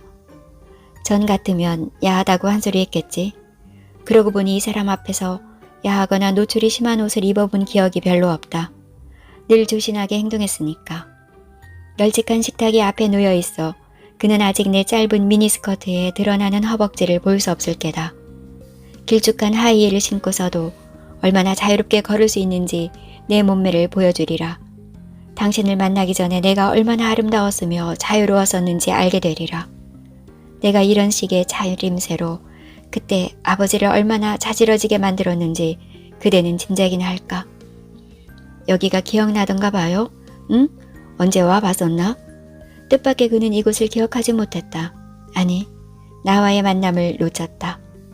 지나치다가 눈에 띄었다고 둘러대는데 다른 여자들과 들락날락하지 않았을까? 이러니 동네방네 소문났겠지. 이 사람이 이런 남자였다니. 내가 바보 멍청이었어. 나는 속에서 올라오는 불쾌한 감정을 감추려고 애써 미소를 지어 보였다. 그가 사소한 잡담회에 별말 없이 술만 마시고 있기에 먼저 말을 꺼냈다. 나를 왜 보자고 했어요? 그가 내 눈치를 보며 망설이고 있다. 이렇게까지 꾸미고 나올 줄 몰랐다. 아직 미련이야 남겠지. 내가 미안해서 얘기하기가 그렇다. 콩깍지가 정말로 있는 것일까? 내 눈에 씌어진 이 콩깍지라는 놈이 한꺼풀 벗겨지자 그의 볼품없는 몰골과 가식의 몸짓이 내 눈을 어지럽혔다. 지성으로 포장한 위선적인 언어 사용조차 역겹게 들려왔다. 고상한 단어와 소려한 문장의 나열 속에 도사린 저 거짓과 조작. 분명히 말하건대 악마야말로 인간들의 내면에서 귀신처럼 불거져 나오는 저 이 끝한 존재를 두고 이르는 것이리라. 나는 나 자신조차 불결하게 느껴져 더 이상 자리에 머물러 있을 수 없었다. 떠나려고 자리에서 일어났을 때 그가 그랬다. 나 곧 결혼해. 결혼할 여자를 굳이 말할 필요가 있을까 하고 여러 각도로 검토해봤는데 그게 뭐가 중요하죠? 아무래도 자기 친구이고 해서 일단은 알려줘야겠다는 생각이 들어서 됐어요. 이름 따위 들을 필요 없어요. 어차피 만나지도 않는 애들인데. 내가 의자에서 빠져나오자 그의 시선이 내 허벅지 쪽으로 향했다. 나는 그의 면상을 사정없이 한 대 후려쳤다. 그렇게 끝날 줄 알았다. 모든 불쾌한 것들을 훌을 털어버리고 일상의 나로 돌아가는 줄로 알았다. 얼마 동안은 태연한 척하며 여러 친구도 만나고 남자들과 어울려 술을 마시기도 하였다. 그러나 시간이 흐르면서 점차 모든 일에 의욕을 잃어버렸다. 내게 유일한 생계 수단이었던 과외마저 대학 후배에게 넘겨주고서 마침내 현실 도피적인 방편으로 여행을 떠올렸다. 어디로 가나? 가서는 돌아와서는 너무도 막막한 현실 앞에 나는 주저하였다. 나는 언니의 유언대로 대학에 들어가자마자 집으로부터 달아날 궁리를 하였고 이루었으나 돈 앞에서는 무기력했다. 대학을 졸업할 때까지 아버지의 재정적 지원을 받았고 그것은 내가 직장에 다니면서 돈을 벌게 되었을 때까지도 계속되었다. 그러했던 까닭은 최대한 아버지로부터 돈을 뜯어내는 거였다. 어차피 그 돈은 아버지의 몫이 아니다. 헌금을 걷어들여 불쌍한 이들을 위해 쓰기로 한 따라서 마땅히 받을 자격이 있는 나다. 그만큼 불쌍하게 자랐고 지금도 그러하게 살고 있으니 양심에 꺼릴 것 없다며 갈등이 생길 때마다 나 자신을 다독였다. 월급을 모은 돈과 주택 구입비, 심지어 결혼준비금 등의 명목을 갖다 붙여 뜯어낸 돈으로 미국 유학길에 올랐고 거기서 아르바이트뿐만 아니라 여전히 지원을 마다치 않는 아버지의 유학 보조금까지 빠짐없이 챙겼었다. 그런 돈이 다 어디서 생겨났겠나.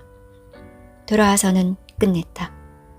대학 강사와 과외 수업, 여전히 남아있는 돈을 활용하여 홀로 독립해서 살 자신이 드디어 생겼다. 그만큼의 세월을 읽을 줄 아는 나이도 되었기 때문이다. 남자도 만났고 비로소 내게 평화가 찾아왔다. 그렇게 행복한 나날이 지속될 줄 알았다. 심지어 언니로부터도 자유로워져 그 존재조차 곧잘 망각하곤 했었다. 그러나 그 사랑과 평화의 두께가 점점 얇아지고 빛이 바래져 어둑해져 갔다. 애써 외면하려 했던 눈앞의 현실과 맞닥뜨리지 않을 수 없게 되었다. 배신과 결별. 원래 세상이 그러려니 하려고 했다. 그보다 더한 고통도 감내한 나였지 않느냐. 그런데 차마 봐서는 안 될 장면을 직접 목격하고야 말았다. 나중에 풍문으로 들려왔어도 이러지는 않았을 것이다. 영은이가 내게 전화를 했다. 하필이면 패키지 여행으로 남미 대륙을 결정 지으려던 참이었다. 이 전화로 내 인생 항로가 결국 바뀌어버렸다. 혜미가 오해할까 싶어 전화했어. 나 절대 그런 여자 아니다. 수경이 그년이 나를 팔아먹은 거야. 내 말 믿기 힘들지? 어떻게 소문났는지 다들 그리 알고 있던데 너야 오죽하겠어? 잘 들어. 내가 지금 말하는 곳으로 오늘 밤 10시에 가봐. 아니, 그것들이 조금 일찍 올지도 모르겠네. 여유 있게 한 9시쯤 해서부터 지켜보는 게 좋겠어. 그때 되면 내 결백을 알게 될 거야. 대체 왜들 그래? 이미 지나간 일을 가지고 그게 그리 중요해? 그러나 전화를 끊고 나서는 궁금해서 견딜 수가 없었다. 무엇이 사실이고 어디까지가 거짓인지 이 두 눈으로 똑똑히 확인하고 싶은 충동이 불꽃같이 일었다. 박세주는 오수경과 같이 있었다. 술에 취해 쉬시덕거리며 서로 부둥켜하는 채 호텔 객실문을 열고 그 안으로 들어가는 것까지 보았다. 무슨 정신으로 거기까지 따라갔을까? 이미 찢겨질 대로 찢겨진 상처에 흠집을 새로 내고 굶어터져 기어이 살점을 도려내는 아픔을 자처하고 싶었던 것일까? 나는 옷가지를 움켜쥐고 그 자리에 주저앉았다. 깊은 저곳에서 영혼이 흐느꼈다. 마른 하늘, 날벼락이, 벗은 나무에 불 지르고 젖은 강물 거친 물살이 난파선 엎어버리는, 그래서 연기가 잦아들거나 산산이 부서져 흩어지거나. 그거면 됐나 했다.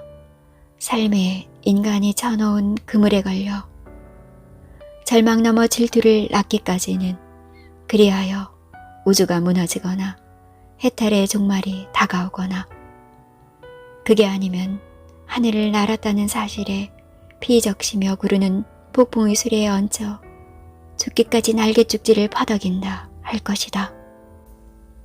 다음 날 아침 바스락거리는 소리에 눈을 떴다. 소낙빛 끝에 햇살이 더 눈부시다고 했던가. 여자는 손거를 비추며 화장하던 손을 멈추고 활짝 웃는 낯으로 나를 반겼다. 오늘 햇살이 참 눈부셔요. 목소리에 생기가 돌았다. 밤무대 생활하느라 짙은 화장의 여인을 수없이 봐왔고 그 탓에 화장기 없는 여인의 얼굴을 마음에 담아왔었지만 오늘 그녀의 화장이야말로 참으로 예뻤다. 그녀의 고독이 분칠에 녹아들고 햇살이 저 화사한 뺨에 연글기라도 한 걸까. 눈두덩이 좀 부었어. 여자는 어젯밤의 격정을 의식한 듯 중얼거렸다. 그러나 내 눈에는 한떨기 산모루 같은 까만 눈망울의 이슬이 맺혀 반짝거릴 뿐이었다. 푸른 가지에 앉은 동박새들의 지저귀민 양 여자의 온몸이 활기로 넘쳤다. 이것이로구나. 넘어져도 그 땅을 딛고 일어서야 하는 것임을. 우리는 드레스덴의 오랜 성당과 시가지를 돌아보았다. 진수씨, 우리 저기 가보자. 뿔때리 밑에서 들려오는 오페라 성악 소리에 손을 맞잡고 달려갔다. 물론이지. 처음으로 내 이름을 불러준 그녀의 목소리를 내 어찌 잊으랴. 그곳에는 미리 녹음한 연주곡을 틀어놓고서 남녀 집시 둘이서 율동을 섞어가며 아레아를 열창하고 있었는데 높은 찬장과 텅 빈 공간에서 오는 울림이 그들의 화려한 성량을 한층 돋보이게 하였다. 나는 그들의 가창력에 도취된 듯 슬그머니 끌어안았고 그녀는 내게 꼭 안겼다. 우리는 맘먹은 일정과 엇비슷하게 유럽의 여러 도시를 돌았다. 그리고 크로아티아 수도인 자그레브 공항에 도착하자마자 차를 빌렸고 내비게이션 지도에 따라 예약한 숙소를 향해 달렸다. 날은 아직 환하건만 여득이 몰려드는 바람에 나른한 육체를 릴 아늑한 침대가 자꾸 눈에 어른거렸다. 진수씨, 졸면 안 돼. 졸지마. 여자의 날선 목소리에 후딱 차창을 열어젖혔다. 그리고 음악 콤팩트 디스크를 밀어넣었다. 여자는 졸지 못하게 하려고 말을 걸어왔다. 다녔던 도시 중에서 프라하가 제법 인상적이었어. 건물이나 음식, 여러 것들이 다양하고 인심도 좋았어. 자기는 어땠어요? 열기를 내뿜는 바람의 아우성이 열린 차창으로 들이닥치자 여자의 목소리가 덩달아 소란스럽다. 그녀도 이 순간을 즐기려는 듯 선글라스 낀 얼굴을 휘감으며 깃발처럼 나부대는 머리카락을 내버려두고 있다. 저야 당연히 다뉴브 강가의 노천 온천이 좋았죠. 하하. 어휴 정말 짓궂어. 노래가 흘러나오자 카스테레오의 볼륨을 양껏 높였다. 콘서트 무대에 열광하는 관중의 아우성이던가 빵빵 터지는 리드미컬한 팝의 리듬과 마구 펄럭이는 열풍의 열기를 흠뻑 맞으며 이 뜨거운 열정의 기분을 만끽하고자 하였다. 이 뭐지? 못 듣던 노랜데. 아는 노래가 뭐예요? 야니의 타지말 라이브 공연이에요. 야니? 이 뭐야? 이상한 소리도 나고 그러네. 여기 오니 살 것 같아요. 세상이 열기로 후끈거리고 이제 남은 티셔츠마저 벗어던지게 되겠어요. 자긴 그러지 마. 좀 있음 그런 남자들 보게 될것? 후후. 우리는 남쪽으로 내려오면서 점점 옷차림이 얇아지고 벗겨졌었다. 오가는 주민과 나그네들 모두 너나 없이 노출에 이골이 난 모습이었기에 따라가다 보니 자연스레 그리 되었다. 한편으로 사실 나는 그랬다. 날씨가 더워지자 차츰 그걸구실로 그녀에게 나의 남성비를 과시하고픈 충동에 빠지곤 했었다. 술자리에서 사내들끼리 내뱉는 소리로 본디 교양있고 지성적인 여자들일수록 단순하면서 육감적인 남자의 체취와 근육질을 즐기고 그리워한다지 않던가. 맞나? 암만 요리조리 머리 굴려도 그 우스갯소리가 믿기지 않지만 어차피 내가 가진 게 노래와 육체뿐이지 않은가. 그거로라도 여자의 환심을 살 수 있다면, 그리하여 사랑을 얻을 수만 있다면 나로서는 이보다 더한 구애 작전이 어디 있겠나. 어쨌거나 헤엄 못 친다는 그녀를 수영장에 빠뜨려 놓고 한 수 가르쳐주겠다는 핑계로 비키니 차림의 그녀 육체를 마음껏 희롱한 헝가리의 그날 밤 수영을 잊지 못하겠다. 여자는 내 소나기에서 벗어나려고 언뜻 발버둥을 치면서도 육감적으로 끌어당기는 그녀의 발라가 기꺼이 내게 몸을 던졌었다. 아쉽게도 그날 그때뿐이었지만. 무슨 생각해? 더워. 이 말을 듣자마자 불쑥 농담하고 싶어졌다. 여태껏 그녀의 심증을 알아내고자 얼마나 애태웠더냐. 에고, 나도 원래는 생각이 많은 놈인데 남 생각하느라 이러고 있으이. 여자도 겉옷을 벗어 던졌다. 짧은 반바지에 헐렁한 민소매 한 장만 남아 바람에 펄럭거린다. 나는 연갈색 선글라스 너머로 여자의 전무덤을 흘끗 보았다. 저기 묻혀봤으면 그날이 언제일까. 여자와의 순수한 대화와 감정 나누기. 이것만으로도 내게 있어 호강이 분명했지만 그럼에도 나는 그녀와 살을 섞지 못하는 이런 형편들에 목말라 허덕였다. 연주가 황홀하지 않아요? 이 곡 앞에서는 잡념 불어줘. 나는 연주곡에 심취인 양 더욱 몸을 흔들어 대었다. 앞으로 계속 남쪽으로 갈수록 이처럼 열기가 더하겠지. 지금쯤이면 아테네와 카파도키아는 어떤 날씨일까? 때약볕이 장렬하는 뜨거운 바람에 숨이 턱턱 막혀오지는 않을까? 여자의 얘기로는 그렇다고 해서 가지 않기로 했었다. 마지막 목적지는 두브로브니크이고 거기서 바로 한국으로 돌아갈 것이다. 그러니 암만 생각해도 이러고 있을 때가 아니다. 우통을 훌을 벗어던져도 아무 꺼리낌이 없는 이곳 어딘가에서 사랑을 이루어야겠다. 정신적 사랑뿐만 아니라 뜨겁게 육체의 불꽃까지 활활 태워야겠다. 그러지 않으면 한국에 닿는 즉시 우리의 사랑은 바스러지는 죄를 남긴 채 허무하게 꺼져버릴지도 모른다. 여기는 낭만이고 거기는 현실이니까. 그래도 서두르지는 말자. 밑도 끝도 없이 짐승처럼 달려드는 남자를 좋아할 여자가 어디 있을까. 다 와간다. 내비가 100m 가서 왼쪽으로 꺾으라 하네. 시가지에 다다른 것 같아 나는 급히 볼륨을 줄였다. 무상한 존재의 그곳. 진리로 가득한 그곳이 어디일까? 스님에게는 그곳이 절간이나 부처 혹은 산 같은 자연이 될 수가 있겠고 다른 종교인이나 철학자에게는 그들만의 지성소가 그곳이 되겠지. 나로서는 이 땅에서 찾을 수가 없다. 없다는 마음이 만들어내는 제 각각의 허상의 땅에 세운 공간이 그곳일 리 없고 아직도 죄악에 물든 마음이 그곳을 발견할 리가 없다. 그리스도와 석가모니는 윤회에 찌들고 속죄에 허덕이는 사람들을 구원하기 위해 그랬다. 이제 윤회를 끊고 죄악을 벗어 다시는 태어나지 말라고 했다. 이 땅에 사랑과 자비가 없다면, 그것을 더 이상 기대할 수 없다면 고통의 이곳에서 벗어날 길을 찾으라 했다. 이곳을 벗어나면 저곳이니까. 그 길이 어디 있을까? 때로는 자살도 하나의 방편이다. 골을 끊겠다는 다짐으로 죽어 이 땅, 이 몸에서 탈출하는 것이다. 그리하여 무상무념의 땅, 본래 있었던 그곳으로 돌아가는 것이다. 영생불멸의 의식체든 무상무념의 무아든 다시는 돌아오지 않고 거기 그 어떤 상태로 그저 있는 것이다. 술기운에 지쳐 상념이 꼬리를 무는 선잠으로 뒤척이고 있는데 삐거덕하고 창문 열리는 소리가 들려왔다.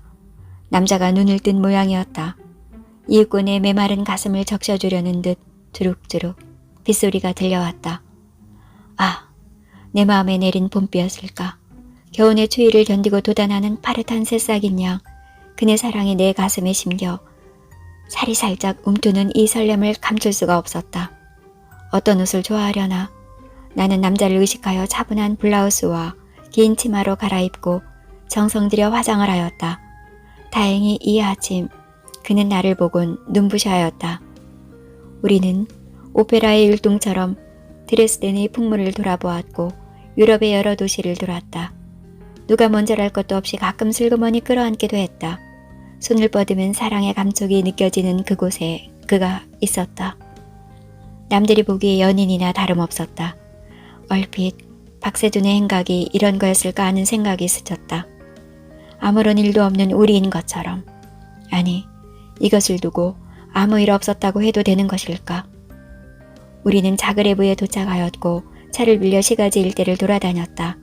남자는 남쪽으로 내려가면서 점점 옷차림이 야해져 갔었다. 나도 이제는 별 수 없어 헐렁한 민소매 티에 짧은 반바지를 걸쳤다.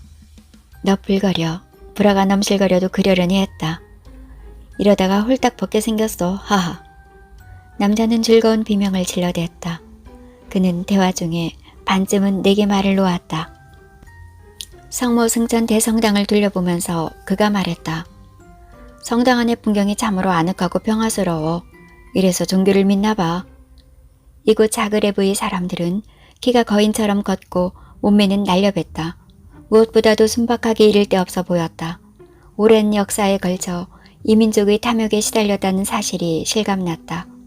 용맹한 용병으로서의 이름을 드날렸으면서도 외세에 굴복하는 세월이었다니. 왠지 서글픈 분노가 치밀어 남자에게라도 떠들어대야 했다. 유럽인의 역사는 야만적이었어. 악의 정의를 짓밟은 무수한 세월이 있었지. 지금의 유럽은 평화로워 보여. 피상적으로 훑은 현상일지 몰라도 기독교의 쇠퇴가 오히려 유럽인을 선량하게 만들었어. 참된 선에 대한 자각이 속에서부터 일어났는지도 모르지. 기독교가 나빠요? 기독교만의 문제가 아니라 이 땅의 모든 종교, 그걸 다루는 자들의 무지와 탐욕, 거짓이 세상을 어지럽히고 있어요. 인간이 만든 종교의 한계야. 이제 종교의 시대를 넘어선 세상이 도래했어. 천지전능에서 신인데 그 선하신 신께서 종교가 무엇 필요하겠어? 더구나 정의와 사랑, 그것으로 다 이뤘다는데 이제 사람들은 그것을 따르면 되는 거야. 그것이 신의 본질이니까. 어떤 사람들은 신이 없다 하던데 그런 모양이네. 신은 존재해. 그러나 나는 이러다가 쓸데없이 복잡한 얘기로 번질까봐 잠시 머뭇거렸다. 그러자 그가 내 말꼬리를 물고 늘어진다. 그러나 뭔데요? 현존하나 기성 종교인들이 흔히 주장하는 그런 존재의 신이 아니야. 신은 이미 종교라는 낡은 자로 헌옷을 버렸어. 그래요? 거참 어렵네요. 무슨 말인지. 남자의 표정이 의문으로 가득 차 있다. 신이라는 것의 정체를 놓고 넋두리를 해봐야 주장의 하나일 뿐이다. 종교 없이 조용히 사는 그에게 구태여 거론할 필요가 없겠다는 생각이 들었다. 다음에 얘기해. 배고파. 이 근처에 과일 파는 데가 있다던데. 성당광장을 지나니 바로 눈앞에 노천시장이 나타났다. 남자가 소리쳤다. 오, 저기가 그 청가물 시장인가 봐요. 돌라치 시장. 향긋한 과일 향이 코끝에 맴돈다. 우리는 손수레에 버려놓은 과일을 한아름 산 뒤 시장 부근 돌계단에 걸터 앉았다. 남자는 조금 전에 둘러본 성당의 수려한 자태가 여운에 남는 모양이었다. 어디고 간에 웅장하고 아름다운 유적들은 거의 궁전 아니면 성당이네요. 하긴 한국도 대궐과 양반집, 절간 정도라야 겨우 제대로 된 한옥을 볼 수 있을 정도니까 옛날에 그들이 권력과 부귀를 독점해서 그렇겠지요. 옛날에는 정치와 종교가 백성들의 삶을 지배하던 시대라 그랬다지만 지금은 세상이 완전히 탈바꿈했음에도 불구하고 그 지배의 끈을 놓지 않으려고 발버둥 치는 게 문제야.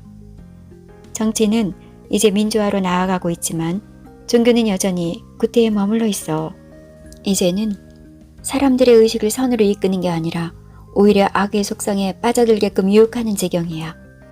뭣도 모르고 그저 이름만을 믿는 그들은 여전히 체면 상태에 빠져 있겠지. 남자는 내 얼굴을 뚫어져라 바라보며 연달아 과일을 삼켰다. 그러다가 뭔가 궁리하는 기색으로 두 눈을 멀뚱거린다. 내가 종교엔 일자무식이지만 그래도 종교는 좋은 거라고 사람들이 그러던데 혜미 씨 얘기를 들으니 멋이 좀 그러네요. 나야 경전이나 교리를 놓고 그들과 논쟁한다고 해서 해결될 문제가 아니야. 그럼 어떡하죠? 어떡하긴 가만 내버려둬야지. 역사 속에서 흘러가는 대로. 막상 그렇게 말해놓고는 우라가치밀어 사과를 싹둑 빼어 물었다. 어휴, 어쩌겠나. 다 뜯어고쳐 새로 신학을 쓰든가. 투박하게 사과를 씹어대자 남자는 나의 이런 모습을 처음 보는 듯 눈이 희둥그레졌다. 경전에는 인간에게 도움될 글들이 많다고 들었는데 그게 아닌가? 그리야 좋은 내용들로 가득하지. 하지만 그것의 해석이 문제이고 무엇보다도 신을 입맛대로 나눠놓고는 자기들의 신이 절대 최고라 울부짖으며 맹목적 숭배와 고정관념에 빠져 헤어나지 못한다는 게 치명적인 거지. 남자는 종교와 관련된 얘기를 되풀이해서 들을수록 난감해하는 표정을 지었다. 아무래도 목사인 아버지와의 갈등 때문에 내가 이러는 줄로 착각할지도 모르겠다. 나는 이야깃거리를 다른 데로 돌려버렸다. 과일들이 참 맛있다. 여러 종류의 과일을 맛보다가 포도알을 입속에 넣어 오물거리자 그는 기다렸다는 듯 즉흥곡임을 애써 강조하고는 노래를 불렀다. 포도 얘기였다. 그럼 그렇지. 이것이 나를 놓고 만든 노래였다. 나는 시치미를 떼고 그의 숨겨진 의도를 가로막았다. 왜 그랬을까?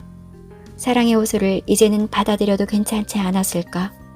이놈의 사랑이 무엇인지, 사랑의 실체를 채 알지 못하는 내가 또다시 덥석 사랑처럼 보이는 미끼를 물으라고? 포획당한 독수리처럼 그물코에 걸려 퍼덕이라고? 아직도 꺼지지 않은 이 같은 절망감이 나를 포박하고 있었는지도 모르겠다.